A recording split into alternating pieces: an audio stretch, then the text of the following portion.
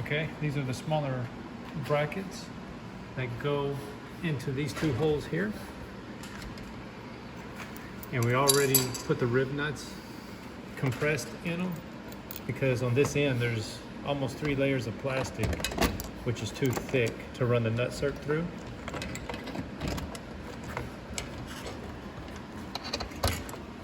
You can see what's going on. So that's all it does. It sits inside there, just like these longer ones, which these are actually compressed through the plastic. Push the nutcert through the plastic and then in through this bracket. But these out here, they're already compressed into the bracket. As you can see, the layers of plastic is too thick for the nutcert to compress through. So you do the driver's side, and same thing on the passenger side.